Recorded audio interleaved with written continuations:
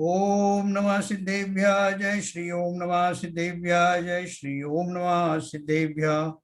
मंगलम भगवान वीरो मंगलम गौतमो गणि मंगलम कुंद कुंदाद्यो जैन धर्मोस्तु मंगलम। सर्व मंगल मांगल्यम सर्व कल्याण कारकम प्रधानम सर्वधर्माणां जैनम जयतु शासनम जैनम जयतु शासनम जैनम जयतु शासनम। हमारा विषय चल रहा है पंचलब्धि, doctor Ujjwala Shah, page number 24।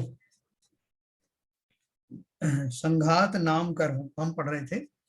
मैंने ये संघात नाम कर्म जो अपने मूल उसमें गोमट सार में भी देखा, ब्रह्म ज्ञान चंद्रिका में भी देखा, तो उसमें जो यहाँ बताया वो वही करीब करीब वो बताया, वहां भी वही बताया गया है।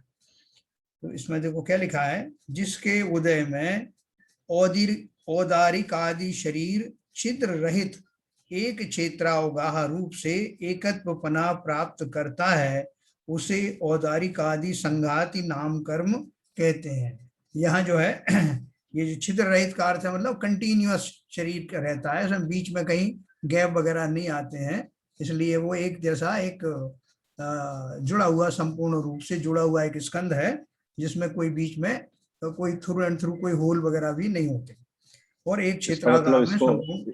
इसको होमोजेनियस बोलते हैं सर। हाँ, होमोजेनियस तो बोल सकते हैं, लेकिन होमोजेनियस का एक दूसरा मीनिंग जैसे आत्मा के लिए आता है ना, अच्छा। वैसा नहीं है। हाँ ठीक है ठीक है। हाँ, आत्मा तो मोनोलिथिक और होमोजेनियस है। Yes yes. ये होमोजेनियस उस हिसाब से है कि सभी परमाणु उसमें बराबर समान रूप से बिछे हुए। Continuity is there. जी हाँ। शरीर के नाम के ही ये 5 संघात नाम कर्म है। जैसा शरीर है वैसे ये संघात नाम कर्म है। औदारिक संघात नाम कर्म, वैक्रियक संघात नाम कर्म, आहारक संघात नाम कर्म, तेजस संघात नाम कर्म और कार्माण संघात नाम कर्म। मतलब इनमें कंटिन्यूएशन है, कहीं कोई उसमें बीच में गैप आदि नहीं है। तो इस हिसाब से वो जैसे जैसे शरीर है उसमें होने वाली कंटिन्यूटी के लिए जो रिस्पॉन्सिबल है उस कर्म का नाम संघात नाम कर्म है। अगला कर्म है संस्थान नाम कर्म, तो वही बहुत इंपॉर्टेंट है। जिसके उदय में औदारिक आदि शरीरों का आकार उत्पन्न होता है उसे संस्थान नाम कर्म कहते हैं। संस्थान का अर्थ क्या है? जो आकार जो है जिस प्रकार का हो वो 6 प्रकार का होता है। अभी देखो इसमें सारी दुनिया की जितनी भी चीजें हैं उनके आकार आ जाएंगे, जितने भी सजीव हैं उन सब के आकार, उनके शरीर के कैसे आकार होते हैं इन सब में वो उसके अंतर्गत आ जाने वाले हैं। वो 6 प्रकार का है। पहला समचतुरस्र संस्थान, यानी समान चौकोर आकार, सुडोल आकार, जैसा होना चाहिए वैसा शरीर का निर्माण। जैसे एक मनुष्य का शरीर जैसा आदर्श शरीर कैसा होता, उसमें हाथ पैर अवयव आदि कैसे होते हैं, जैसे तो जैसा उसका आकार होता है, और ये सुडोल शरीर जिसे कहते हैं वो ऐसा सुडोल। ये तो मनुष्यों में जैसा सुडोल की परिभाषा है वो मनुष्यों की सुडोल शरीर की है। वृक्षों आदि में भी सुडोल और बेडोल शरीर होते हैं। जैसे जो शरीर जो कैसे हैं देखो लिखा, समान चौकोर आकार यानी सुडोल आकार, जिसको वो हम ऐसा बोलते हैं। पेड़ वगैरह भी होते हैं ना, तो पेड़ में कैसे आता है देखो, नीचे वाला आकार दिया पेड़ का। न्यग्रोध परिमंडल संस्थान, वट वृक्ष समान ऊपर का भाग चौड़ा और नीचे का भाग पतला।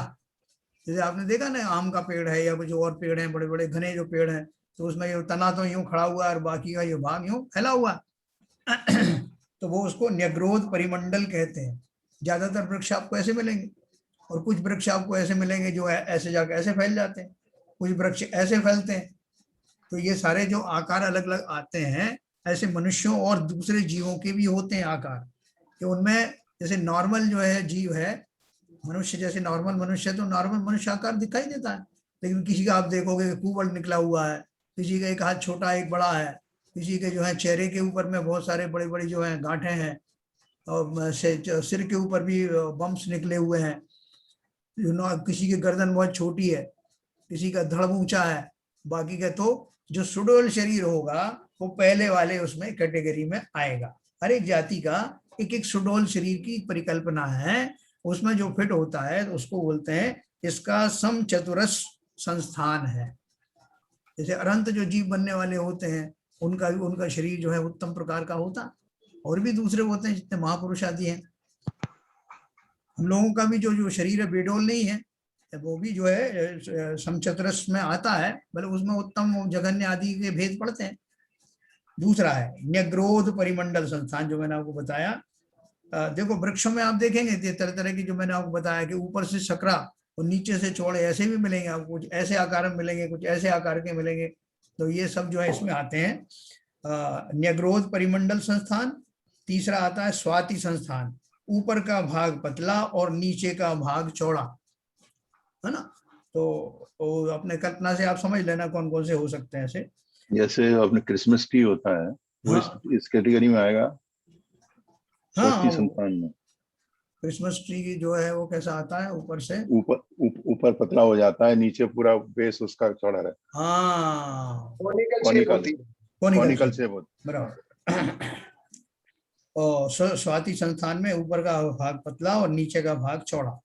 कुब्जक संस्थान, जिसे हम कुबड़ा कहते हैं, तो है। कुबड़ा ये होता बता है, रहे थे। हाँ, उसको वो कुब्जक संस्थान होता है। फिर एक वामन संस्थान होता है, जिसे ठिगना, नॉर्मल शरीरों से एकदम छोटा, जिस बोना जिसे कहते हैं, बोना वो कहते हैं। वामन संस्थान है। फिर छठवां है हुंडक संस्थान, अनेक प्रकार के अवक्तव्य आकार, ऐसे टेढ़े मेढ़े शरीरों के धारी, उनको जो हुंडक संस्थान कहते हैं। ठीक है ना। मेरे ख्याल से ये नारकियों के लिए भी आता है, आगे आएगा इसमें क्लैरिटी। और अनेक प्रकार के इनके आड़े टेढ़े जो शरीर होते हैं वो हुंडक संस्थान में आते हैं। जो भाई साहब अभी आप बता रहे थे जी कि जो सम चतुरस संस्थान का ही जीव जो है वो आगे भगवान बनते हैं और ये करते हैं कि वो केवल ज्ञानी अनंत बनते हैं। अभी बता रहे थे ना कि जिनका नहीं, मैं क्या बोल रहा हूँ, तो ये यहाँ पर जो बात आती है कि अन्य जो है ये स्वाति, ये जो कुंभक और ये वामन, ये इन संस्थानों के जीवों को क्या वो कर नहीं सकते क्या साधना होती? नहीं, देखो मैं क्या बोल रहा हूँ कि बाई एंड लार्ज अगर अपन देखना चाहे आइडियल, कोई पुरुष की आकृति देखना चाहे आइडियल कैसा होता है, तो ये तो निश्चित रूप से आइडियल होंगे ही इनके शरीर। ये मैं कहना चाहता हूँ कि अगर आपको एक गारंटेड ऐसा शरीर देखना है कि वो समचतुर संस्थान में आता है, तो इन जो चरम शरीरी जो जीव हैं या अरंत वगैरह जो बनने वाले जीव हैं या कामदेव हैं, जो महापुरुष 63 सलाह का पुरुष आदि हैं, उनके शरीर निश्चित ही इस आकार में आते हैं। आपने ये बताया ना जी कि तीर्थंकर का जो शरीर है वो तो शुरू से ही सुडौल निश्चित होके आता है। हाँ बिल्कुल। तो तीर्थंकर के बारे में बात थी, उनका तो शुरू से ही शरीर मतलब उनका वज्र शरीर होता है, उनका मतलब ये होता है। आकार जो है वो आइडियल आकार होता है, वो इसी उसको सुडौल शरीर कहते हैं ना उसको। तो कुछ शरीर तो गारंटेड है, जो 63 सलाह का पुरुष है या जो जिसमें तीर्थंकर भी आते हैं, चक्रवर्ती आदि हैं, उनके शरीर तो सुडौल होते ही होते हैं। नहीं, मतलब इसका ये नहीं है कि बाकी जो 5 कैटेगरी हैं उनके जीव अगर पुरुषार्थ करके सम्यक दर्शन प्राप्त नहीं कर सकते, वो कर सकते हैं अगर चाहें। हाँ नहीं, बस सम्यक की बात नहीं आ रही है। नहीं, बात यही है भाई, ये बाबूजी का प्रश्न यही था सर। यही मैं जानना चाहता हूँ कि ये सम्यक दर्शन करके क्या अनंत तक बन सकते हैं क्या? ये प्रश्न मेरा था पहले से भी, और यही अब भी है, आज भी यही प्रश्न। देखिए ऐसा है कि ये जो बाकी के जो मैंने आपको जो 2 से लेकर 6 तक के जो बताए संस्थान, वो तो निश्चित ही उसी भाव से मोक्ष नहीं जाता। अब उससे नहीं जाएंगे, मगर उसमें प्रयास तो कर सकते हैं। हाँ, लेकिन उसमें प्रयास कर सकते हैं, लेकिन जब सम्यक दर्शन मिल गया उनको तो वो मोक्ष मार्ग पर चलेंगे, और मोक्ष मार्ग चलेंगे, सम्यक दर्शन मिल चुका है तो वो उनकी वो तो कम हो गई, उसी भाव से नहीं जा सकते जिस भाव में उनके ऐसे संस्थान समुचित संस्थान नहीं है। अगर समुचित संस्थान नहीं है जिस भाव में, उस भाव से नहीं जा सकते। अगर उनका सम्यक है, अगले भाव में ऐसा ही बनेंगे, ऐसे ही चतुर संस्थान के जीव पैदा होंगे और वो आगे जाके जीव अंत बन करके और मोक्ष पाएंगे। ये मेरा मतलब है। क्या ऐसा है? कैसा है क्या? सुनिए, अब ये जो संस्थानों की जो उन्होंने उपमाएं दी हैं, वैसे जो शरीर है वो किन जातियों वाले जीवों के होते हैं आप सोचिए। जैसे अभी दूसरे नंबर का लगाएं कि बट वृक्ष समान ऊपर का भाग चौड़ा और नीचे का भाग पतला, है ना, ऐसा मनुष्य होते हैं क्या? नहीं। तीसरी कैटेगरी का ऊपर का भाग पतला, नीचे का भाग चौड़ा, ऐसे मनुष्य होते हैं क्या? नहीं होते सर। तीसरा कुब्जक संस्थान, जिसे हम कुबड़ा कहते हैं, वो हो सकता है? वो बामन पवन भी हो सकता है, ठिकना हो सकता है, हुंडकिस्तान का भी हो सकता है। और जो ऊपर ऊपर जो आप बता रहे हो नहीं, हुंडक संस्थान का नहीं होगा बाबू। हुंडक संस्थान तो नारकी जीवों का होता है। नारकी जीवों का होता है। नहीं सर, आई मीन टू से जो आप बता रहे हो कि ये ऊपर से ये जो चौथी और पांचवी कैटेगरी ऐसी है। नहीं, दूसरी और तीसरी जैसे वृक्ष हो गए तो बता रहे हैं आप, लेकिन कुछ लोग भी तो ऐसे होते हैं, नीचे से मोटे होते हैं, ऊपर से बेडॉल होते हैं, नीचे से नहीं भाई साहब, मैं सीरियसली बोल रहा हूँ। कुछ लोग होते हैं नीचे से पतले होते हैं, एक बीच में फूल गए, ऊपर से पतले हो गए, या ऊपर से मोटे हैं, नीचे से पतले हो गए। तो ऐसे पॉसिबिलिटीज है मनुष्य गति में भी, मनुष्य में भी। देखो ऐसा है, अगर वो मनुष्य गति वाले जीव हैं और उनमें इस तरह के आकार प्रकार हैं, तो ऐसे वो आकार प्रकार उनको सम्यक दर्शन प्राप्ति से नहीं रोकते। यस, नहीं, आई एग्री टू सर, सम्यक दर्शन की बात नहीं कर रहा मैं, कह रहा हूँ आगे जाकर के जो वो बनते हैं, 7वें गुरु स्थान से आगे पहुंचते हैं, तो वहां से ही प्रारंभ हो जाता है शरीर का, तो वहां से वो क्या वो आगे बढ़ते हैं क्या? सम्यक दर्शन तो जीव की आत्मा के उसका पुरुषार्थ का वो है, उसमें शरीर नहीं ज्यादा काम करता। लेकिन एक बात ये भी है, आपने बताया था जिस जीव का शरीर जैसा होता है वो उसकी निमित्त नियामक संबंध होते हैं, वो ही सम्यक दर्शन प्राप्त करके आगे बढ़ते हैं। तो मेरा ये कदापि मतलब नहीं है कि जीव जो है पुरुषार्थ नहीं कर सकता, या कैसा भी शरीर हो पुरुषार्थ तो कर सकता है। ये किसी ने मना थोड़ी किया पुरुषार्थ नहीं कर सकता, अभी तो खाली आकार प्रकार बताए जा रहे हैं कौन कौन से आकार पाए जाते हैं, ठीक है ना। अब जैसे हुंडक संस्थान की अपन बात करें, भले ही वो नारकी जीवों को मिलता हो, लेकिन नारकी भी तो सम्यक दर्शन प्राप्त कर सकते हैं। यस सर, तो इसलिए अपन वो क्वालिफाई नहीं कर रहे हैं कि ये सब जो सम्यक दर्शन प्राप्त कर सकते हैं या नहीं है। नारकी सम्यक दर्शन प्राप्त कर सकते हैं, लेकिन उस भव से वो मोक्ष नहीं जाते। ये वही प्रश्न मेरा था कि ठीक है भाई देखो ऐसा है, ये मोक्ष नहीं जाने का पीछे वो शरीर नहीं है, बात सबसे बड़ी बात क्या है कि ये जो शरीरों के आकार प्रकार हैं, या भी अपन जो संगनन पढ़ने वाले हैं, वो सब डायरेक्टली उसमें रिस्पॉन्सिबल नहीं है कि ऐसा संगनन होगा या ऐसा संस्थान होगा तो वो जीव मोक्ष जाएगा या नहीं जाएगा। नहीं सॉरी सर, एक सेकंड, तो वो डायरेक्टली वो शरीरों की रचना इस बात की गारंटी नहीं देती कि वो जीव मोक्ष जाएगा, जा सकने के योग्य है या नहीं है। देखो अभी नीचे आएगा ये किस तरह से निमित्तिक बनते हैं, इसकी दशा अभी आगे आने वाली है।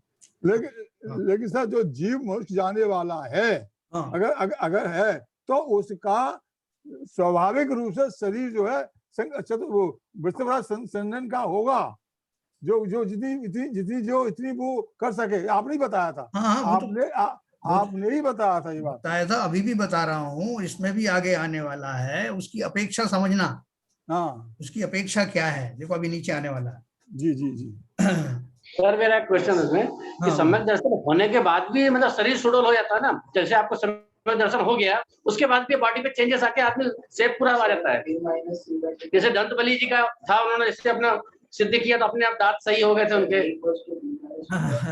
देखो सम्यक दर्शन की बात नहीं, सम्यक दृष्टि तो पहले से ही थे, वो जो मुनिराज थे, भावलिंगी मुनि थे, और सम्यक दृष्टि तो पहले से ही थे वो। सम्यक दर्शन के लिए गारंटी नहीं है, क्योंकि अभी जैसे हुंडक संस्थान की बात करें, नारकी जीवों का शरीर कैसा होता है, लेकिन उनको भी सम्यक दर्शन हो जाता है ना। तो इसलिए वो सम्यक दर्शन की बात नहीं आ रही है।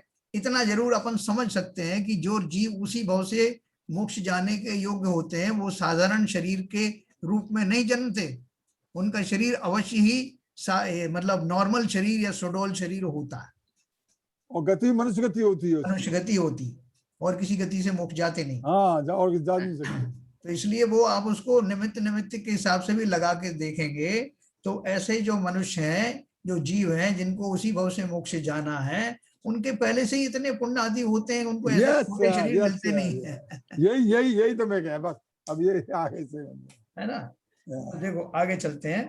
अंगोपांग नाम कर, जिसके उदय में शरीर में अंग और उपांग भेद पड़ते हैं, वह अंगोपांग नाम कर्म है। स्थावर एकेंद्रीय जीवों में इसका उदय नहीं रहता। एकेंद्रीय जीव का तो एक ही शरीर मात्र रहता है, इंद्रिय के रूप में भी वो शरीर ही खाली रहता है, तो उनके अंगोपांग कहाँ से होंगे? तो इसलिए उन्होंने बोला ये अंगोपांग नाम कर्म का उदय, जिसमें शरीर के अंग और उपांग आदि आते हैं, ऐसे अंगोपांग एक इंद्रिय जीवों में नहीं पाए जाते, क्योंकि उनको इस नाम कर्म का उदय नहीं होता। त्रस जीवों में ही इसका उदय पाया जाता। अंग यानी त्रस जीव किसे कहते हैं संजय प्रकाश जी? त्रस जीव कौन से होते हैं? दो इंद्रिय से पंच इंद्रिय तक। वाह, वेरी गुड। तो त्रस जीवों में ही इसका उदय पाया जाता है। अंग यानी मुख्य अवयव, हाथ पैर मस्तक आदि, ये तो हुए मुख्य अवयव जिन्हें अंग कहते हैं। और उपांग यानी उंगलियां आदि छोटे अवयव, है ना, जो बड़े बड़े जो आपको पार्ट बताए उनके जो सब पार्ट हैं उनको उपांग कहते हैं। जैसे पैर हैं तो पैर के नीचे जो है उनके उंगलियां हैं, उंगलियों में और भी बारीकियां हो सकती हैं उनकी, तो इस तरह से उनका चलता है। उंगलियां आदि छोटे छोटे अवयव। इसके 3 भेद हैं। और क्या? अंगोपांग नाम कर्म के 3 भेद हैं। औदारिक अंगोपांग, वैक्रियक अंगोपांग और आहारक अंगोपांग। 3 ही भेद क्यों है भाई? 5 शरीर हैं, 3 के क्यों भेद हुए? भाई तेजस शरीर और कर्मांड शरीर में तो ये अंगोपांग होते नहीं सर। नहीं होते। Very good. तो देखो अगला है हमारा, अगला कर्म का नाम है, ये सबके समझ में आया? संस्थान नाम कर्म और अंगोपांग नाम कर्म। Yes yes. अब ये संगनन नाम कर्म, ये सब डिसाइड कर रहा है कि वो जीव जब जन्म लेगा उसको जो शरीर मिलेगा उसका आकार कैसा होगा। इन 6 में से कोई आकार होगा एक, और अगर वो 2 इंद्रिय से वो त्रस जीव है तो उसको गारंटी के साथ मुख्य अवयव अंग और उपांग दोनों मिलने वाले मिलेंगे। फिर तीसरा है संगनन नाम कर्म। संगनन नाम कर्म में संगनन शब्द हमने बहुत बार सुना है, अब उसका अर्थ ख्याल में आएगा। जिसके उदय में हड्डियों की विशिष्ट मजबूती और उनके बंधन में यानी वेष्टन में विशेषता पाई जाती है, उसे संगनन नाम कर्म कहते हैं। ये संगनन बहुत शब्द सुना होगा ना बार बार, उत्तम संगनन, मध्यम संगनन, जघन्य संगनन। तो कैसे होते हैं कि जिनके उदय में इसमें हड्डियों से सीधा रिलेशन है। विशिष्ट मजबूती वाली हड्डियां, आजकल वो आता पोरो, क्या आता है? ऑस्टियोपोरोसिस। हाँ, ऑस्टियोपोरोसिस। उसमें क्या होता है, हड्डियां छिद्र छिद्र वाली होती हैं, सॉलिड नहीं होती, एक जैसी वो पक्की नहीं होती, मजबूती नहीं होती, तो ब्रिटल हो जाती हैं। ब्रिटल हो जाती है। हाँ, तो वो ब्रिटल शरीर वाला तो जो कैसे तपस्या करेगा, वो तो खड़ा ही नहीं रह सकता। उसकी हड्डियां they are prone to break very fast. तो इसलिए अब जो है कैसी हड्डियां चाहिए, जो संगनन नाम में जो आती है, जिसके उदय में हड्डियों की विशिष्ट मजबूती और उनके बंधन में, हड्डियों के आसपास जो नसें होती है ना, नसें जिससे वो हड्डियां कसी रहती है, वो उन्हें बंधन कहते हैं या वेष्टन कहते हैं, उनमें विशेषता पाई जाती है, उसे संगनन नाम कर्म कहते हैं। संगनन का अर्थ है हड्डियों का समूह। संगनन नाम कर्म 6 प्रकार का होता है। उसके उदय में 6 प्रकार का संगनन प्राप्त होता है। संगनन नाम कर्म का उदय मनुष्यों में तथा द्विइंद्रियादिक त्रियंचों में पाया जाता है। एक इंद्रियों में और देवनारकी इनमें ये नहीं पाया जाता। क्यों नहीं पाया जाता बताओ भाई सब लोग? एक इंद्रियों में तो समझ में आ गया कि उनकी हड्डियों वड्डियों का चक्कर है ही नहीं, है ना, एकमात्र एक छोटा सा शरीर है, उनको उसी से पड़े रहते हैं वहां एक ही जगह पर। तो ये एक इंद्रियों का हो गया। देव और नारकियों में भी ये नहीं पाए जाते। ये वैक्रियक होता है ना उनका शरीर, उनका वैक्रियक शरीर होता है, इसलिए वैक्रियक शरीर होता है। Very good, very good, very good, yes. तो वैक्रियक शरीर में उनको इन हड्डियों की जरूरत नहीं, वो वैसे शरीर अपना जैसा चाहे वैसे बना लेते हैं, मोड़ लेते हैं, तोड़ लेते हैं।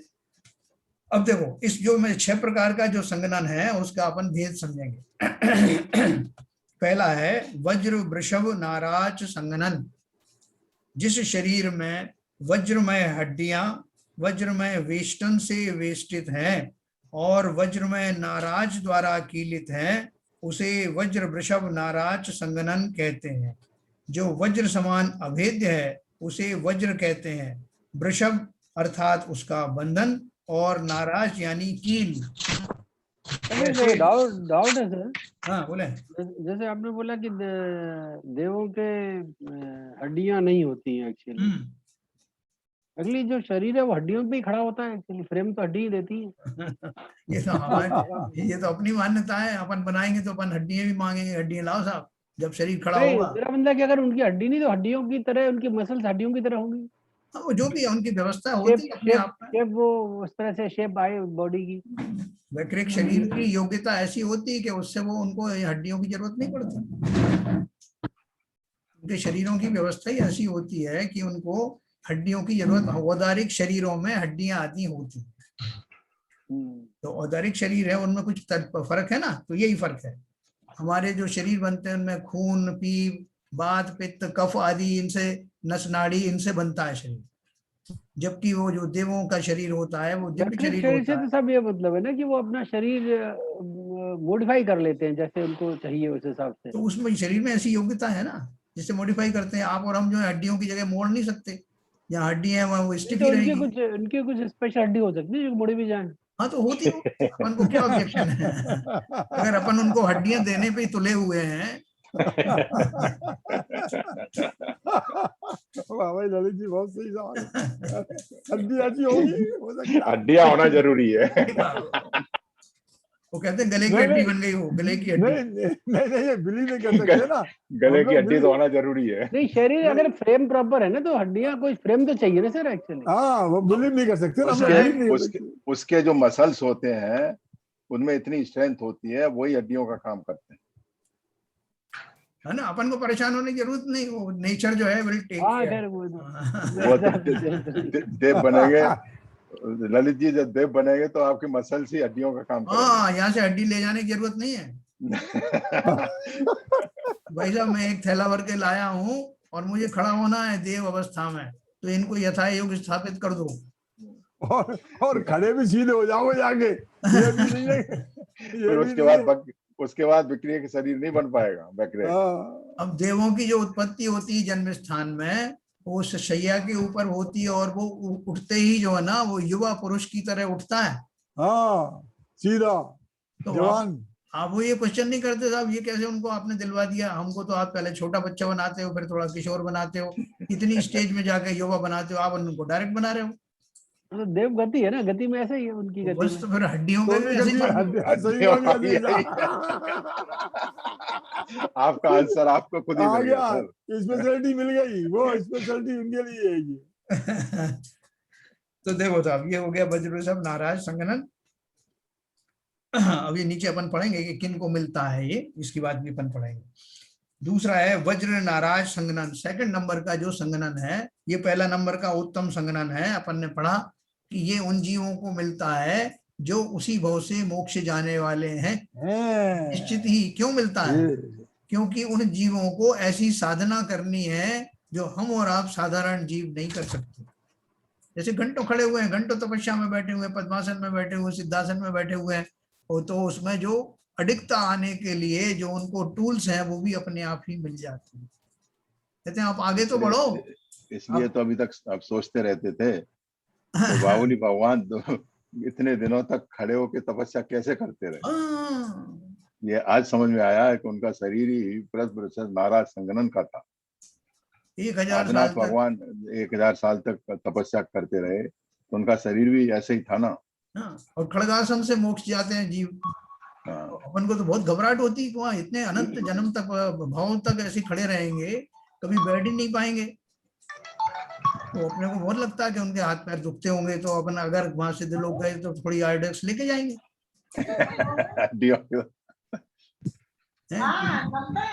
खुद भी लगा लेंगे, उनको भी थोड़ा सा पेश कर देंगे। ये जरा म्यूट करिए सर। सुशीला जी।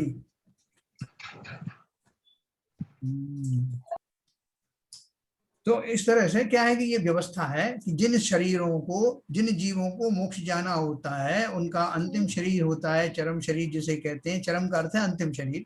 और उन शरीरों की ऐसी व्यवस्था होती है कि उनमें ये फैसिलिटी भी मिलती है। और उसी तरह से अपन ने भी पढ़ा कि जो निकृष्ट सबसे क्रूर भाव करने वाले जो जीव हैं, ऐसे मनुष्य हैं, उनको भी ये उत्तम संगनन मिलते हैं। क्योंकि वो जो क्रूरतम अपराध है ऐसे करने वाले जीव वो अपने शरीर के माध्यम से करते हैं। तो वो शरीर भी उनका ऐसा मजबूत होता है। सातवें नरक तक जाने वाले जो जीव हैं उनको भी ऐसे वज्रमय हड्डी आदि मिलती है। अरे ऐसा भी है क्या सर? हाँ, हाँ बिल्कुल है, बिल्कुल। इसीलिए मैंने आपको बताया कि चूंकि स्त्रियों के बारे में अभी आने वाला है कि उनके संगनन कौन से होते हैं, निश्चित ही पहला वाला संगनन स्त्रियों को नहीं मिलता, नहीं होता। इसलिए वो कभी सातवें नरक में स्त्री पर्याय से नहीं जाती।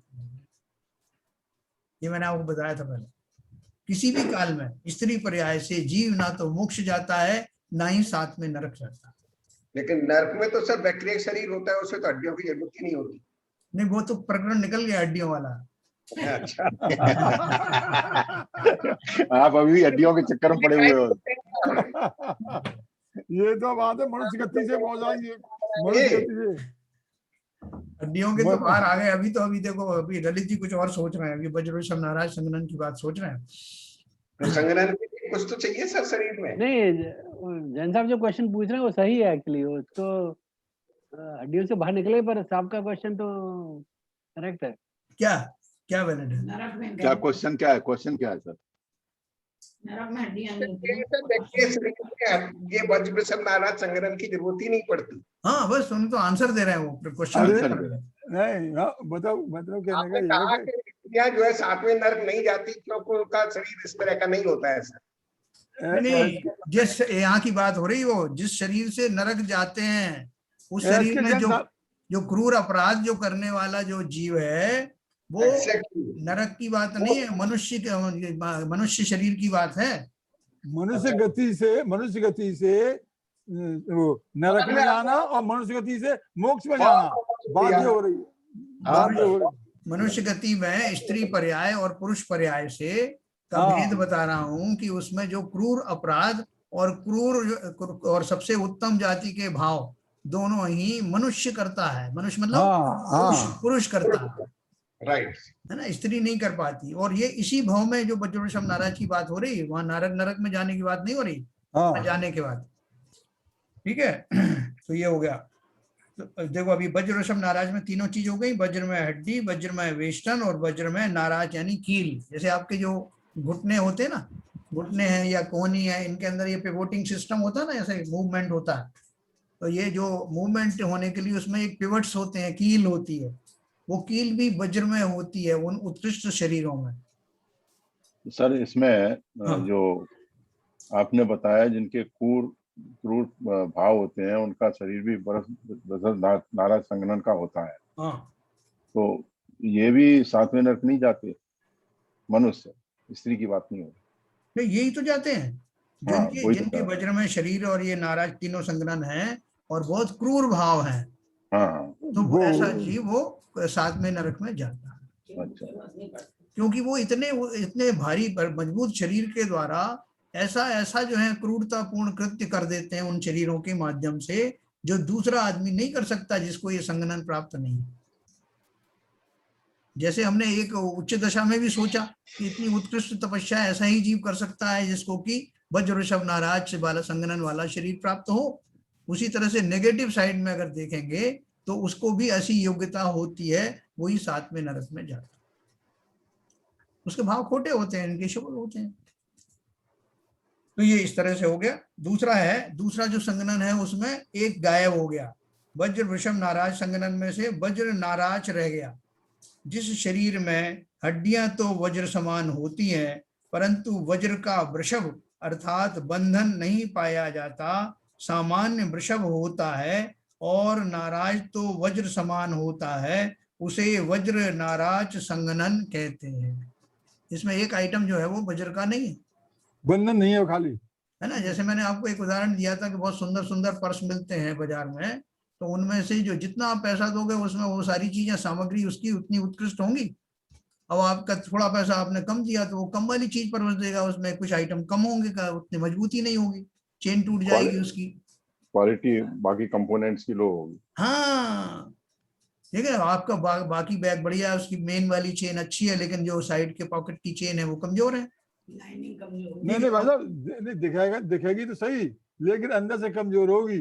हाँ अंदर से तो वो तो बार बार आप जब उसको यूज करोगे तो टूट जाएगी। हाँ तो फिर आपसे कोई कहेगा भाई साहब और सस्ता लो, ऊपर से तो चमकती रहेगी बाबूजी की बात ये है। अभी देखो हाँ, वही मैं कह रहा हूँ, ऊपर से तो एक जैसी लगेंगी, हाँ। अंदर से अब हम ही है, हमारे शरीर है, अब दिखाई तो हमारी जैसी तो बाहुबली स्वामी दिखाई देते थे, और ऐसे ही आदिनाथ थोड़ा दिखाई देते, लेकिन अंकल जी हाँ बोलिए। अंदर हाँ, हमारा एक क्वेश्चन है, ये वज्र शब्द नाराज शयनन जो शरीर है, तो जी। वो ये तो पुण्यशाली को मिलता है ना, कि सभी को किसी को भी मिल जाता, क्योंकि यदि नहीं। पुण्यशाली को मिलता है तो फिर तो वो पुण्य करके वो अपना मोक्ष प्राप्त कर ले, हाँ देखो, तो वो सभी को मिल जाता क्या ऐसा शरीर फिर? नहीं सभी को नहीं। देखो 2 कैटेगरी बताई हैं, जो उस शरीर से उत्कृष्ट काम लिया जाने वाला है, ऐसे जीवों को वज्रवृषभ नाराज संज्ञान मिलता है। पहली बात तो ये हुई।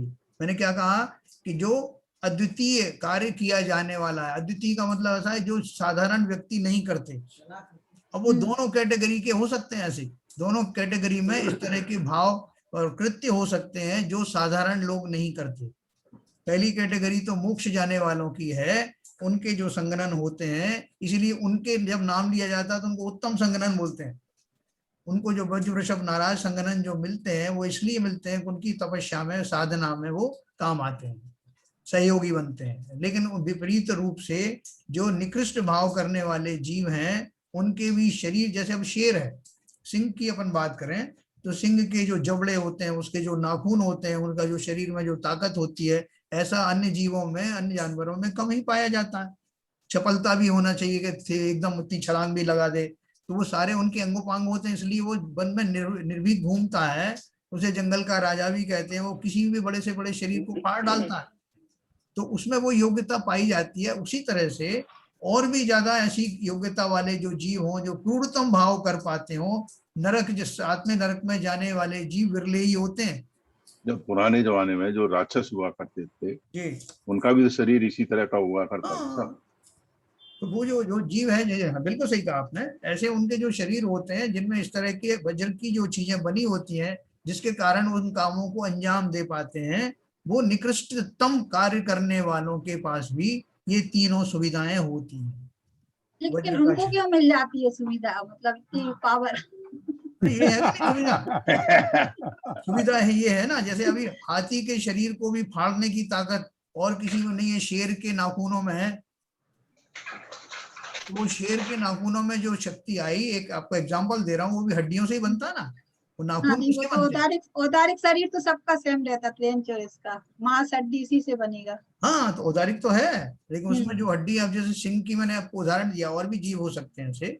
सिंह के जो नाखून होते हैं, उसके जो दांत होते हैं, वो इतने मजबूत होते हैं जो और जीवों के नहीं होते, और वो इससे इतना क्रूर कार्य करता है कि किसी भी जीव को मार डालता है। तो उस तरह से ऐसे लोगों को क्यों दिया? तो हाँ, अभी अपन को ये लगता है कि भाई इन जीवों को ये क्यों प्रदान कर दिया गया, ये तो मोक्ष जाने वालों को ही मिलना चाहिए, ठीक है ना। तो मोक्ष जाने वालों के लिए आपको बता दिया कि उनके लिए भी ये सुविधा है, और ऐसे जीवों को ये सुविधा, तभी तो वो इतने क्रूर बनते हैं, उन कामों को अंजाम दे पाते हैं। राक्षस का उदाहरण ले लो साहब। हाँ, जितने राक्षस हुए हैं उनके शरीर तो काफी स्ट्रांग हुआ करते थे, और फिर उसी से वो करने के बाद में 7वें नरक में जाते हैं, उसके उनको सजा भी तो मिलती है। अगर ऐसा नहीं होगा तो 7 नरक बंद हो जाएगा। हाँ, 7वें नरक के लिए ये व्यवस्था की गई है। बिल्कुल बिल्कुल बिल्कुल। 7वां नरक भी चलता रहे, उधर मोक्ष भी चलता रहेगा, इधर 7वां नरक भी चलता रहेगा, काम चलता रहेगा। कमला जी, स्त्री पर्याय से तो 7वें नरक में जा ही नहीं सकते। हाँ, तो आप निश्चिंत रहो।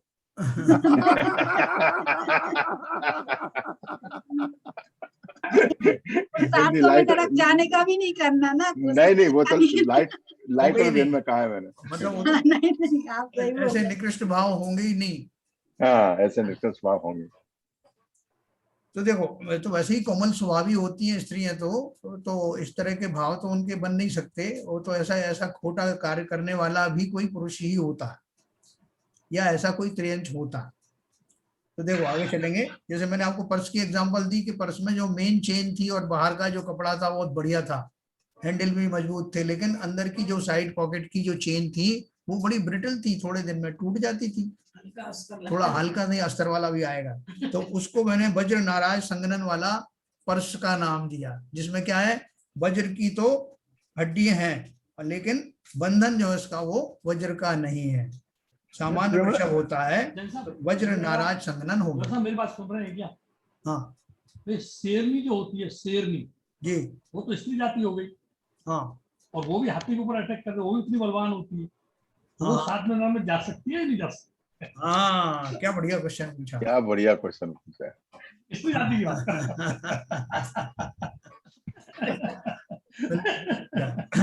ये सब लोग इसके बाद में इस पे अपना चिंतन करना और फिर जो उनको बताना आपको कल आकर के कि ये क्या निष्कर्ष निकला।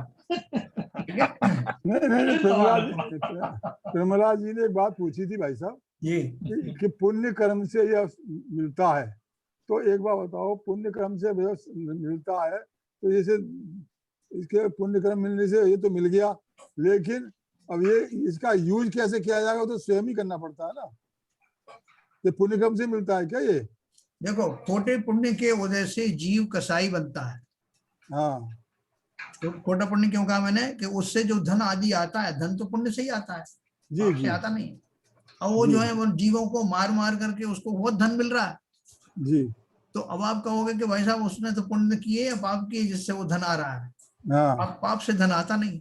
हाँ तो उसने अवश्य कोई पुण्य किए हैं और वो पुण्य ऐसे खोटी जाति का पुण्य संचय किया, इसलिए उन खोटी पर्यायों में खोटे गोत्र में जन्म लेने के बाद भी धन आदि उसको मिल रहे हैं। ये पूरी व्यवस्था समझना। पुण्य कैसा होता है भाई साहब? खोटा पुण्य ऐसे होता है जैसे कुपात्रों को दान देने में, जो जीव जो है इस लायक नहीं है जिनको दिया जाए दान, उनको दान दे दिया आपने। जिन जो कुमार पर जाने लगने वाले हैं, कोई शराबी कबाबी है, फिर भी आपने उनको दिया और उसके बल पे उन्होंने और ज्यादा ऐसे घोर पाप किए। तो आपने तो दिया था ठीक होने के लिए, लेकिन वो लगा पाप में। एक एग्जाम्पल मैंने आपको बताई। और भी बहुत सारे ऐसी चीजें हैं जिसमें अपन देते हैं और वो जो है पुण्य जो है सही मार्ग में नहीं लगता। ऐसा सब जो पुण्य जो है वो खोटा पुण्य कहलाता। तो उस पुण्य की तो पाप होना चाहिए। तो नहीं, दान तो दे रहा है ना वो। दान जैसे मैंने बताया आपको, दान दिया और भाव किंचित दान देने के थे भी, लेकिन बिना विवेक के दान दिया कि ये सन्मार्ग में लगने वाला जीव है या कुमार्ग में लगने वाला जीव है, कहीं ऐसा नहीं कि जो इसका दुरुपयोग करे। ऐसा अविवेक पूर्वक जो दान आदि दिए जाते हैं उनसे खोटा पुण्य बंद होता है।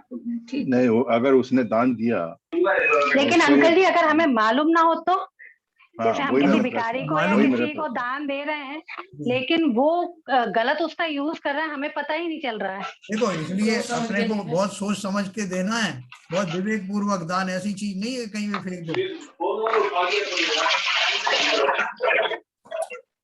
ठीक है ना? तो वो उसमें पूरा विवेक पूर्वक देना होता है। अपने मोक्ष तत्व सूत्र आपने पढ़ा होगा कई बार। इग्नोरेंस एक्सक्यूज नहीं है। हाँ, इग्नोरेंस इज नो एक्सक्यूज। आपको उसमें बताया कि कितने तरह के पात्र होते हैं, कुपात्र होते हैं, अपात्र होते हैं, और उनको दान देने का क्या फल होता है। यहाँ तक कि कुभोग भूमि में वो उत्पन्न होते हैं ऐसे दान देने वाले, जिनके बड़े बड़े कान, इतने बड़े बड़े कान होते हैं कि एक को बिछा लेते हैं, दूसरे के ऊपर सो जाते हैं। अब जैन साहब एक प्रैक्टिकल एग्जांपल है जी। आगरा में एक सज्जन है थे, मतलब आपको पता नहीं क्या किया उन्होंने कई साल तक लोगों से दान का पैसा लेते रहे। और किसके रूप में लेते थे? उन्होंने सारे 30 क्षेत्रों की रसीदें कट्टे बनवा के रख लिए थे, और वो रसीद काटते थे कि ये शिखर जी को इतना जाएगा, ये वहां के लिए जाएगा, ये वहां के लिए जाएगा। और बाद में मालूम पड़ा कि वो पैसा वो लोग पहुंचा ही नहीं, और उस पैसे का वो अपना दुरुपयोग करते थे। तो अब इस स्थिति में जिन लोगों ने भी दान दिया वो तो तीर्थ क्षेत्र की भावना से दिया, तो अब इस स्थिति उसका हो रहा है दुरुपयोग। वो आदमी पकड़े गए, मेरा भी 21,000 रुपए खा गए वो। आज तक नहीं दिया उन्होंने, समझे? तो अब ऐसे में अब मैंने तो मंदिर के लिए दान में दिया था शुभ भाव से, उन्होंने रसीद काट के दे दी, मंदिर में पैसा पहुंचा नहीं। तो अब इस स्थिति में मेरी स्थिति क्या बनेगी और उनकी स्थिति क्या बनेगी? और मेरे जैसे दानी थे जो शुभ भाव से दान दिया था, उनकी स्थिति क्या बनेगी? आपने सही कहा, बिल्कुल सही प्रश्न कहा आपने। तो देखो, उसमें यथा योग की स्थिति रहती है, जैसे कि आपने टोटल इग्नोरेंस होकर के दे दिया कि हमारी तरफ से हमने तो दे दिया, जहां भी लगना हो लग जाए। नहीं, रसीद भी दे दी साहब उन्होंने मेरे को। नहीं, एक मिनट बात सुनो। जिन लोगों ने ऐसे भाव के साथ में दिया कि भाई हमने तो दे दिया, वो जहां भी जाए, जैसी किसी में जाए, तो उनको नेचुरली बहुत उत्कृष्ट पुण्य का बंध तो नहीं होने वाला। लेकिन जिन लोगों ने सोच समझ के तो दिया, लेकिन कालांतर में उस व्यक्ति ने वही, उसके भाव बदल गए। जिस समय दिया गया उस समय तो वो बहुत प्रामाणिक व्यक्ति था या प्रामाणिक संस्था थी, लेकिन बाद में वो बदल गई, तो इसमें उस जीव का ज्यादा कसूर नहीं है, तो इसलिए उसको वैसा पाप का बंध नहीं होगा, बल्कि उसको पुण्य का ही बंध होगा। तो किस दशा में हमने, किस अवस्था में, कितनी जागरूकता के साथ, क्या तहकीकात करके, कैसा जो है दान दिया है, यथा योग्य दिया है कि नहीं दिया है, उसके अनुसार पुण्य या पाप का या खोटे पुण्य का बंध होता है। तो वो सारा एनालिसिस करना पड़ेगा। एनालिसिस करोगे तो उसमें ये 3 कैटेगरी निकलेंगी, पुण्यबंध, खोटा पुण्यबंध और पाप बंध। तो इनका एनालिसिस आप करोगे एक एक का, तो अपने आप ही आप कर पाओगे कि इससे मेरा कौन सा बंध हुआ। आपने कौन सी 3 कैटेगरी? एक तो जो है उत्तम पात्रों को देते हैं या मध्यम पात्रों को देते हैं, तो जो पुण्य, वास्तव का जो पुण्य है वो अच्छा पुण्य बंध होता है जी। उत्तम पात्रों को दिया तो आपका प्रशस्त पुण्य का बंध होता है जी। मध्यम या जघन्य को दिया तो उतना प्रशस्त नहीं होता, वो उतना उच्च कोटि के पुण्य बंध नहीं होता। जी। फिर आपने जो है कुपात्रों को दिया और या अपात्रों को दिया, कुपात्र और अपात्र में क्या फर्क है ना, ये सारी मतलब खराब, अपात्र मतलब जो इस लायक ही नहीं। हाँ, उनको आपने दे दिया। अभी शराब पीने वाला व्यक्ति है एक, वो मरा जा रहा है, वो तड़फ रहा है कि साहब मेरे को कोई शराब की एक बोतल दे दे। आप निकले, आपको बड़ी दया आई, आपने एक शराब की बोतल खरीदी और उसको प्रदान कर दी, तो आपको कौन सा पुण्य बंधेगा या पाप बंद होगा बताओ? ये तो पाप ही हो गया। ये कोई दान थोड़ी कहलाएगा कि शराब ही दे रहे हैं। वो सोचेगा कि देखो ये मैंने करना दान किया, बेचारा तड़फ रहा था वो, या कोई ड्रगिस्ट था जो ड्रग लेता था, उसको ड्रग तो नहीं मिली, तो आप बहुत दयावान निकले, आपने कहीं से खरीद के लाके उसे दे दी। ये दया थोड़ी कहलाती है। खरीद का लाके नहीं, पैसे दे दिए उसको, क्या पैसे दे दी कि जा वही खरीद लेना? वो तो एक ही बात हो गई, लाके दो या पैसे दे दो। हाँ, हो रहा है ना, गलत चीज के हिसाब से ही दिए जा रहे हैं। तो देखो मैं अब आपको एक बात बताता हूँ बढ़िया फिलॉसफी की। बहुत सारे जीव अपनी लंबी आयु की कामना करते हैं कि मैं खूब लंबी आयु पाऊं, लेकिन उनके बाकी के जो भाव हैं बड़े खोटे चलते हैं। जिस समय उन्होंने अपनी आयु का बंध किया था, इन भावों सहित निदान पूर्वक किया था, उस समय वो किंचित पुण्य के कार्य कर रहे थे। उनके भाव ऐसे थे कि वो जो मांगे उनको तथास्तु हो जाती है। जिसे हम कहते हैं कि निदान बंद करना। निदान किसको बंद होता है? मेरे पास में 1 लाख रुपए आया, मैं किसी दुकानदार के पास जाके कहूँगा भाई साहब मुझे 500 रुपए का सामान दे दो या 500 कैश दे दो, ये मेरा 1 करोड़ रुपए या 1 लाख रुपए जो मेरे पास है आप ले लो, वो तुरंत दे देगा आपको। मेरे पास अगर ज्यादा मेरे उस पल्ले में है तो उसके बदले में कोई भी छोटी मोटी चीज प्रदान कर देगा। उसे हम निदान कहते हैं। जैसे मैं बहुत पुण्य कार्य कर रहा हूँ, मुनि आदि हूँ, तपस्या कर रहा हूँ, उधर से एक विमान निकला और मेरे भाव तो ऐसे चल रहे थे कि मैं उससे उत्कृष्ट जाति का देव बनने वाला था, लेकिन मैं उस विमान की चमक से प्रभावित हो गया और मैंने ऐसी कामना की कि इस तपस्या के प्रभाव से मुझे ऐसा विमान में देव बना दिया जाए। तो खोटा था, तो तुरंत मेरी ये जो है कामना पूरी हो जाएगी। तो पुण्य बहुत था, तगड़ा बंधने वाला था, उसके पल्ले में, उसके बदले में मैंने क्या मांगा, इसे निदान बोलते हैं। अब समझना मैं सिद्धांत कहाँ लेके जा रहा हूँ। अंडर वैल्यू चीज मांगी आप। हाँ, उसी तरह। लेकिन अगर आपका पुण्य जो है थोड़ा सा था और आपने मांग लिया कि मैं 16वें स्वर का देव बन जाऊं, तो नहीं बन सकते जी। वो वैसा निदान आपका पूरा होगा नहीं। अब देखिए कुछ जीवों ने ऐसी इस तरह के उच्च कोटि के उनके पास पुण्य था जिनके बदले में बहुत कुछ कर सकते थे, ऐसी तपस्या आदि चल रही थी, दान आदि का प्रभाव था, लेकिन उसके बदले उन्होंने मांगा क्या कि मुझे तो भैया चाहे कैसे भी मेरे भाव हो जाए, अगली अगर मनुष्य भाव मुझे मिलता है, कैसा भी मनुष्य मिले, तो कम से कम 100 साल का होके जीऊं। मेरे सारे रिश्तेदार, नाते रिश्तेदार जो हैं, उन सबसे लंबी आयु मेरी ही हो। अच्छा। अभी क्या हो गया, उस पुण्य के प्रभाव से निदान बंद तो हो गया, उसको आयु मिल गई लंबी। लेकिन जब उस आयु में आया तो देखा कि उसका शरीर रोगग्रस्त है। ओहो। और इतना लंबा रोगग्रस्त है वो मर सकता नहीं। 97 साल की उम्र हो गई, घिसट घिसट कर चल रहा है, जी रहा है और लाख कामना कर रहा है कि बाकी सब मेरे सामने मर गए, मैं अभी तक जिंदा हूँ, मेरे बेटा बेटी सब चले गए। लेकिन उस निदान के कारण वो उससे पहले मर नहीं सकता। अच्छा।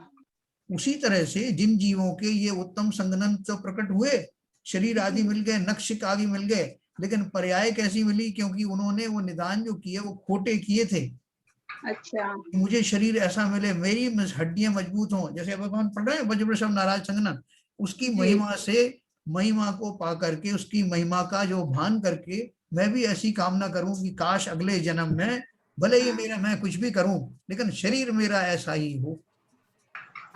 और उसके तत्पश्चात मेरे जो भाव ऐसे बन गए कि मैं क्रूर परिणाम वाला हो गया और मेरा जो है वो निदान भी उसमें शामिल हो गया मेरा पैकेज में, श्राप बन गया। हाँ, अब जब मेरी आयु का बंद हुआ तो उसमें वो मेरा निदान, मेरा जो होने वाले अपने वर्तमान में चलने वाले भाव, उन सब का निमित्त पाकर जो पैकेज मिला तो मैं शेर बन गया, जिसमें हड्डियां वगैरह तो सब मिली वज्र जैसी, लेकिन मैं क्रूर तिरंच जाति का जीव बना, जिसके परिणाम स्वरूप मैं 7वें नरक में जाने की योग्यता रखता हूँ। तो इस तरह से जो अपन को एक शंका होती है ना कि ऐसे जीवों को जो पुण्य भी होता है क्या? हर एक काल में हर पैकेज के साथ में पुण्य और पाप जो है साथ साथ चलते हैं, साथ साथ चलते हैं, भले ही उनकी क्वांटिटी जो है ज्यादा और कम होती रहती है, उनके फल कुछ अलग होते हैं, है ना, उसके हिसाब से पैकेज बनता है। इस वर्तमान शरीर में देखो बाकी सब कुछ बहुत बढ़िया है, अब कोयल का गला इतना सुंदर, इतना अच्छा गाती है, लेकिन उसका बाकी का शरीर, उसका रंग काला होता है। मोरनी का शरीर इतना सुंदर होता है लेकिन उसके पैर बहुत गंदे होते हैं, वो रोती है उसको देखकर। तो ऐसे ये जो सब अपन पढ़ रहे हैं नाम कर्म के जो भेद हैं, इनकी रचना ऐसे ही कॉम्प्लिकेटेड भावों के कारण होती है। ऐसे मुझे शरीर मिले, ऐसी मेरी हड्डियां हुई, ऐसी मेरी, देखो अभी और भी आगे आने वाला है कि आपको सारी चीज भाव पर डिपेंड करती है, आपने कैसा अपने पैकेज बांधा है उसके हिसाब से ये सब चीजें मिलेंगी। आपको इतना बढ़िया शरीर मिलेगा, इतना अच्छे सुंदर रूप वाले हो गए, लेकिन कोई आपकी बात पे विश्वास नहीं करेगा। कोई आपको देख करके लोग मुंह फेर लेंगे तो लोग ताज्जुब करेंगे कि मेरे साथ में चलने वाला एक काला कलूटा जो आदमी है उसके ऊपर सब निहाल हो जाते हैं, सब उसका आदर सत्कार करते हैं, और मैं इतना रूपवान, मुझे देख के लोग मुंह फेर लेते हैं। तो वो कौन से कर्म का उदय है वो अपन पढ़ने वाले जी, बहुत इंटरेस्टिंग है। प्रेमलाल जी आप समझ लीजिए मोक्ष पुण्य से मोक्ष नहीं मिलता। हाँ, अभी नहीं बेटा अभी डिस्कशन जब हो रहा था तो तुमने एक सेंटेंस कहा था कि बहुत पुण्य से तो मोक्ष मिल जाता है, तो इसलिए मैंने ये जो चर्चा है पुण्य की ओर मोड़ दी कि मैंने कि आप भी समझने आ जाए, भाई साहब समझा देंगे, पुण्य से मोक्ष कभी नहीं मिलता। देखो चक्रवर्ती जो है ना, चक्रवर्ती मनुष्यों का इंद्र कहा जाता है। नहीं कहा था बाबूजी, इन्होंने मोक्ष के लिए कहा था, उन्होंने कहा था पुण्य से वज्र, मैंने ये बोला था पुण्य से वज्र नाराज सनन मिलता होगा, शरीर वैसा पुण्य कर्म से मिलता होगा कि हम साधना कर पाते हैं। मोक्ष की बात नहीं हुई बाबू। नहीं एक बार मैंने ये सुना था मैंने। नहीं मोक्ष की बात नहीं, मोक्ष की बात नहीं। तो पुण्य से वज्रवृषभ नाराज सनन मिलता है। हाँ मिलता है, मैंने आपको बताया ना, बिल्कुल मिलता है ये। तो पुण्य उसमें का ही कारण बनेगा। देखो अभी अपन जो इसकी जो 97 प्रकृति पढ़ने वाले हैं, इनमें से कुछ पुण्य प्रकृतियां हैं, कुछ पाप प्रकृतियां हैं। ये मैं आपको बताऊंगा कौन सी पाप प्रकृतियां, कौन सी पुण्य प्रकृतियां हैं। आप अपने आप समझ लेना कि जो पुण्य प्रकृतियां हैं वो पुण्य के द्वारा अर्जित हुई होंगी, जो पाप प्रकृतियां हैं वो पाप के कारण अर्जित हुई होंगी। और सबसे बड़ी मजे की बात यह है कि उनको पाकर के नॉर्मली उन पुण्य प्रकृतियों को पाकर के नॉर्मली लोग फिर से पुण्य कार्यों में लग जाते हैं, पाप प्रकृतियां पाकर और पाप में लग जाते हैं, और उल्टा भी हो जाता है, यस, क्रॉस भी होता है। जैसे चक्रवर्ती जो है इतने पुण्य का धारी होता है, लेकिन उस पुण्य के द्वारा वो मोक्ष नहीं जा सकता, जैसे बाबू जी कह रहे हैं। हाँ। चक्रवर्ती को इंद्र कहा जाता है, मनुष्यों का इंद्र है, इतना पुण्य का धारी है। जो स्वधर्म स्वर्ग के इंद्र आदि हैं वो भी कितने पुण्यशाली जीव हैं, लेकिन सिर्फ उस मात्र पुण्य के द्वारा कोई मोक्ष नहीं चला जाता। उसके अलावा जब ये जो प्रकृति अपन जो बात करेंगे तो उनके द्वारा वो उनको जब प्राप्त होता है तो उन कैसे कैसे वो कार्य करते हुए पाए जाते हैं। अगर चक्रवर्ती को अपने वैभव का गुमान हो जाए, अहंकार हो जाए, कि भाई साहब मैं तो इनको भोग के जाने वाला हूँ, क्या रखा है बाकी सब चीजों में, इतना उत्कृष्ट पुण्य और किसी के पास नहीं है, तो वो मर करके नरक जाएगा। बिल्कुल। इतना परिग्रह उसके पास होता है, लेकिन परिग्रह से ममत्व को छोड़ देने के कारण वो जीव या तो स्वर्ग में जाते हैं या मोक्ष जाते हैं, बाई एंड लार्ज। एक आध जो है अपवाद होता है, शुभम चक्रवर्ती जैसा, ठीक है। तो भाई साहब अभी ये बताया ना, अभी भाई साहब ललित जी कह रहे थे कि ये संगठन जो मिलता है वो पुण्य कर्मों से मिलता है, तो क्या ये सही है? मैंने आपको बताया ना अभी, जैसे पैकेज में कुछ चीजें अच्छी जो होती हैं वो उनमें हमारा पुण्य वाला जो पोर्शन होता है वो शामिल होता है उसमें। नहीं, अगर पुण्य कर्म से होता है तो जीव के भाव भी वैसे ही बनेंगे आगे बढ़ने के, और अगर खोटे कर्म से भी खोटा पुण्य से अगर ये सही या संस्थान मिला है तो ये तो निश्चय ही है साथ नरक में ले जाएगा।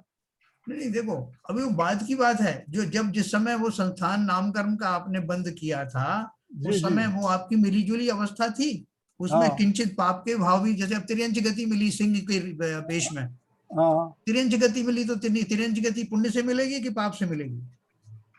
निश्चित ही पाप से मिलेगी। लेकिन उसमें अगर वज्रवृषभ नाराज आदि जो पार्ट मिले हैं उनमें कुछ जो है पुण्य का जो भी कंट्रीब्यूशन रहा होगा। अभी तो सिंह योनि में जन्म मिला उसको, ठीक है, वैसा पराक्रम तो है, लेकिन जाति सिंह की है, जाति जो है उसकी तिरंज की है। ऐसी जो मिली जुली पर्याय मिलती है जिसमें कुछ अच्छी चीजें मिलती हैं, कुछ बुरी चीजें मिलती हैं, ऐसे पैकेज का निर्माण हम स्वयं ही करते हैं अपने अलग अलग भावों के द्वारा। तिरंज गति तो मिली है पाप कर्म से, और उसके अंदर जो संगठन मिला वो पुण्य कर्म से मिला। बिल्कुल। अगर नहीं वो संगठन जैसे उसी तरीके से वो जीवों की हिंसा कर रहा है तो वो पुण्य कर्म से मिलेगा। भाई देखो, इज इट पॉसिबल? हिंसा तो वो कर रहा है क्योंकि उसका जो उसको जो गति मिली है वो हिंसक वाली ही मिली है। वो तो अगले जन्म के लिए रास्ता तय करेगी। एक सेकंड, तिरंज तो ऐसे भी होते हैं जो शाकाहारी होते हैं। कौन? तिरंज तो ऐसे भी होते हैं जो शाकाहारी होते हैं। एक बात हो रही है, एक सेकंड, तिरंज तो ऐसे भी होते हैं शाकाहारी होते हैं, लेकिन उसको शेर बना और शेर के बाद में उसको संगठन मिला, तो ये सब खोटे कर्म किए तभी तो हिंसक जीव में बना। नहीं, हिंसक तो बना, लेकिन जब अगर शेर की जाति अगर मिलनी है तो शेर के योग्य शरीर ही मिलेगा ना उसको। हाँ बिल्कुल, तो वो तो खोटे कर्म से मिला ना। तो उस शरीर में होने वाली जो वस्तुएं हैं वो अच्छी भी हैं और बुरी भी हैं। जैसे आपको लोग हड्डियों को आप इधर तो अच्छी मानते हो, जैसे आप मनुष्य को लगा दी जाए वो वज्र की हड्डी तो अच्छी, लेकिन जो शेर को लगा दी जाए तो बुरी। लेकिन वो जो स्वभाव है जिसको हम अच्छा या बुरा कहते हैं वो तो उसके स्वरूप स्वभाव ऐसा है ना कि हड्डी मजबूत है, बट हड्डियों की मजबूती से अगर कंपेयर करें तो मजबूती अच्छे का सूचक है कि नहीं है?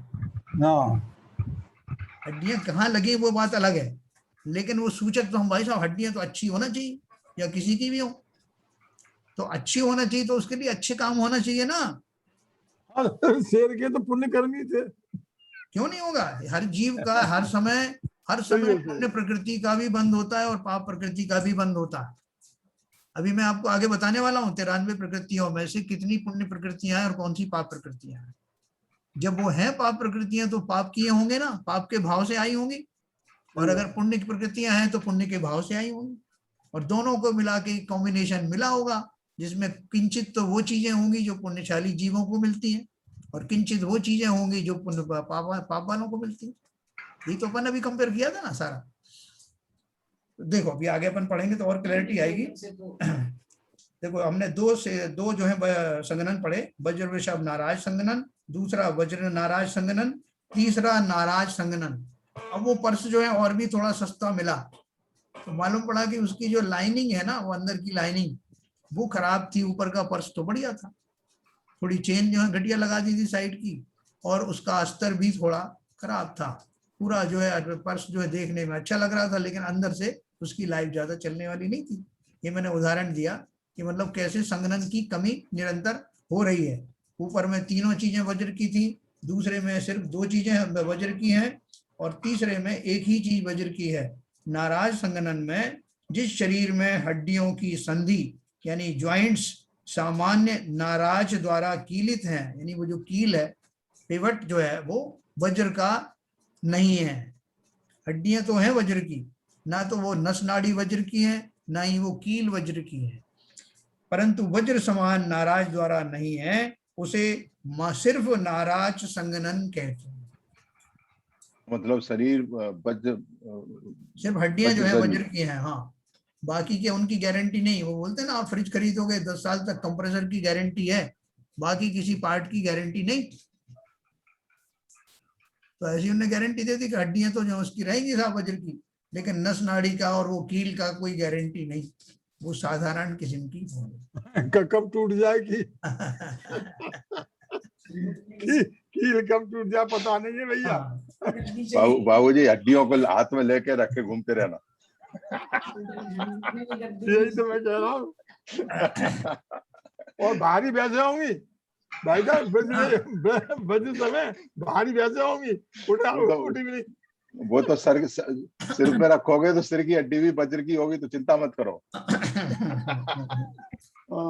चलिए, ये जो 3 हो गए। और चौथा है अर्ध नाराज संगनन। अर्ध नाराज में जिस शरीर में हड्डियों की संधि नाराज द्वारा अर्ध कीलित है, उसे अर्ध नाराज संगनन कहते हैं। जो कीले हैं ना, वो कील जो है आधी वज्र में है और आधी वज्र में नहीं है, ठीक है, तो उसे अर्ध नाराज संगनन कहते हैं। दूसरा है कीलित संगनन, जिस शरीर में वज्र की हड्डियां नहीं है और अभी नाराज में आपने बताया कि वो जो कील होती हैं वो वज्र की नहीं होती हैं जी, और अर्ध नाराज में आधी वज्र की आती है, ये कैसे हो गया अर्ध नाराज? नहीं, अर्ध कीलित लिखा है उसमें, अर्ध कीलित, वज्र नहीं लिखा। जिस शरीर में हड्डियों की संधि नाराज द्वारा अर्ध कीलित है,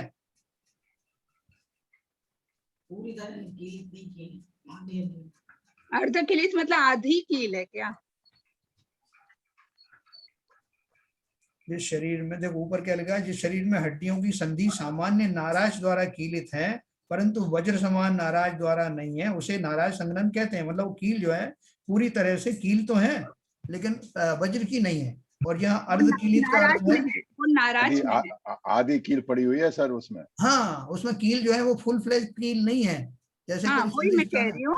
मतलब नाराज में वज्र की कील नहीं है और अर्ध नाराज में कील ही आधी है। कील ही आधी है, बराबर। वो है तो वज्र की मगर आधी कील है।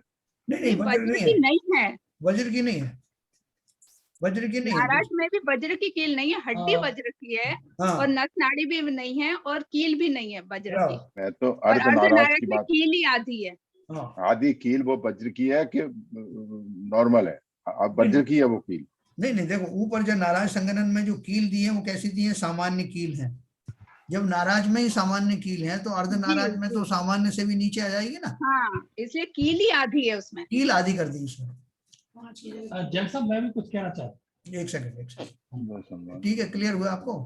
जी।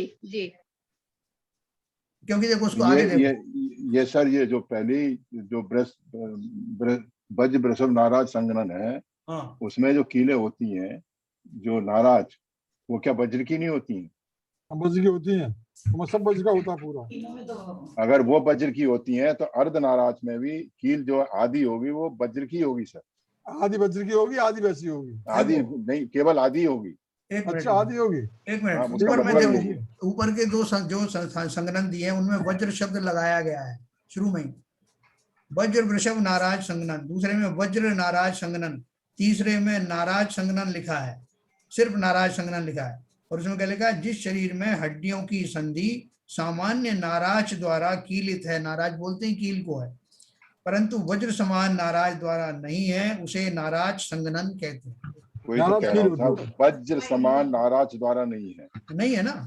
हाँ, वज्र समान ऊपर की दो में वज्र शुरू में ही लगा दिया है। नहीं, पहले वाले में तो वज्र नहीं लगा था नाराज में। क्यों? वज्र वृषभ नाराज संगनन, दूसरे में वज्र नाराज संगनन। ओके। सबसे पहले वाले में हड्डी, नस नाड़ी और कील सब वज्र की हैं। दूसरे वाले में हड्डी और नस नाड़ी वज्र की हैं, कील सामान्य है। और तीसरे वाले में हड्डियां और नस नाराज से केवल कील सामान्य है और देखो, चौथे वाले में आधी कील है। जिसके पहले वो वज्र लगा हुआ है, पहला वाले में जो तीनों शब्दों के पहले वज्र लगा है, वृषभ, नाराज, है ना। वज्र का कौन से हैं? वृषभ और नाराज संगनन है। वज्र में हड्डियां, वज्र में वेष्टन और वज्र में नाराज, ये तीनों के लिए पहले वज्र लगा के तीनों को क्वालिफाई कर दिया। दूसरे में वज्र नाराज लिखने से नाराज को क्वालिफाई कर दिया कि वो वज्र का होगा।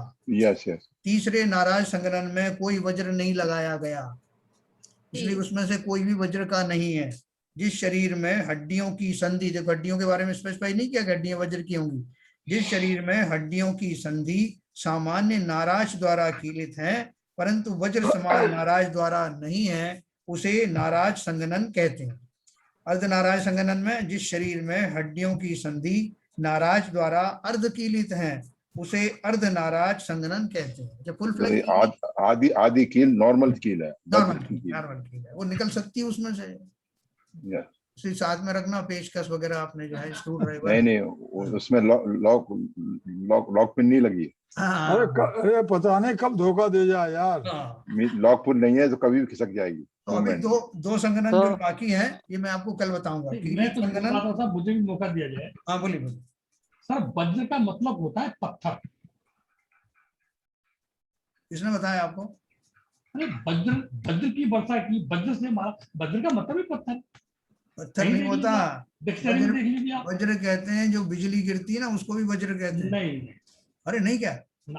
आपके कहने से क्या? वज्र का मतलब होता है पत्थर। अरे शास्त्रों में लिखा है भैया, ये आपके हमारी बात। ग्रेनाइट स्टोन जो होता है वो स्ट्रॉन्ग होता है, हड्डियों में भी कैल्शियम होता है, वो भी तो पत्थर ही है। मेरे भाई सुनो सही, वज्र जो है शब्द हड्डी फड्डी का नहीं है, ये एडजेक्टिव है।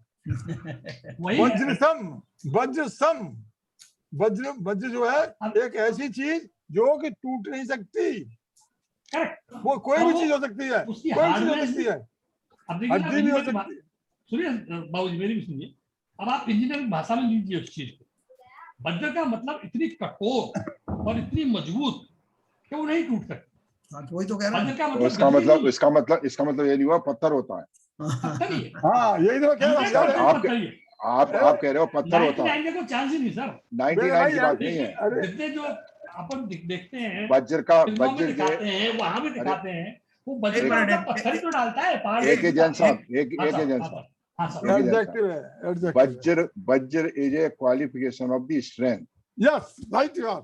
मटेरियल में भी एनीथिंग। Yes, okay. यहाँ वज्र की हड्डियां बताई हैं।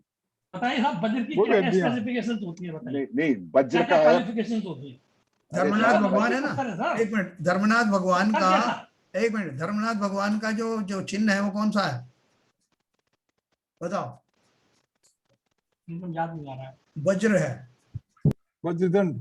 पत्थर होता तो पत्थर ही कहते हैं ना, उनका चिन्ह जो है वो पत्थर है।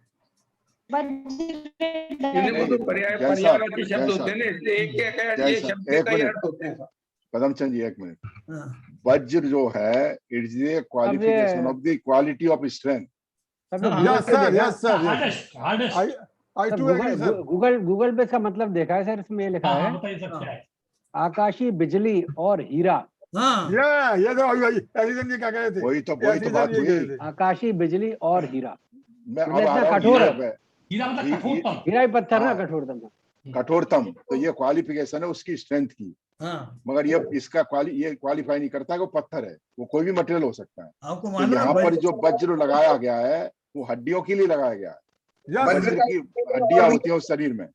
हनुमान जी और भी है सर, पौराणिक के अनुसार देवताओं के पास, राजा इंद्र के पास जो है वज्र एक आयुध होता है। आयुध होता है। हाँ, का बना होता है सर, तो होता है जो डायमंड का बना हो या टोटम कोई भी चीज हो, तो है तो हार्डेस्ट ना। जैन साहब जो बात हो रही है हड्डियों की बात हो रही है, वज्र की हड्डियां। हड्डी भी तो पत्थर ही है, वो हीरा, हीरे की मतलब बहुत कठोर। अरे हर चीज को पत्थर बना रहे, ऐसे कैसे हो सकता है? अरे भैया पत्थर कैसे हो जाएंगी? मैं जितना सुना नहीं सुना नहीं, वो आपने सुना होगा, मगर जो शास्त्रों जो सुनो वज्र डालना है मतलब पत्थर फेंक रहा है। एक मिनट, यहाँ बात हो रही है शास्त्रों की। जिन आगम में शास्त्र में लिखा है, अगर उसमें श्रद्धा है तो आप मानिए, अगर आपने जो सुना है उसको उचित समझिए।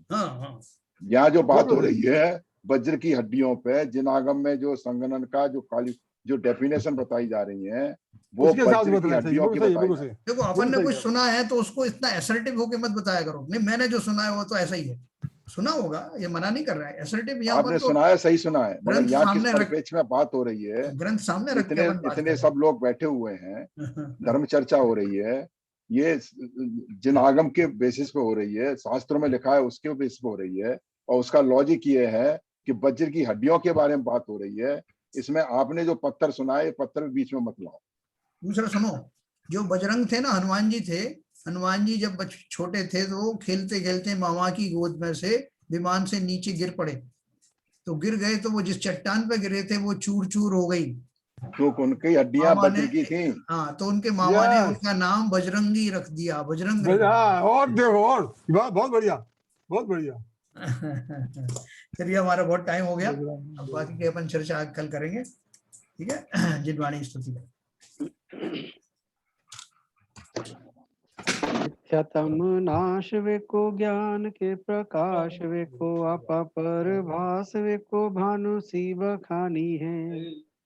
छहो द्रव्य जान वेको बंध विधि भान वेको सो पर पिछान वेको परम प्रमाणी है। अनुभव बताए वेको जीव के जताए वेको काहू न सताए वेको भवे और आनी है। जहाँ तहाँ तार वेको पार के उतार वेको सुख विस्तार वेको यही जिनवाणी है। हे जिनवाणी भारती तोए जपू दिन रैन, जो तेरी शरण आ गए सो पावे सुख चैन। जिनवाणी के ज्ञान से सूझे लोकालोक, तो वाणी मस्तक नमो सदा देते धो, सदा देते धो। जिनवाणी माता की जय। नमोकार। नमोकार।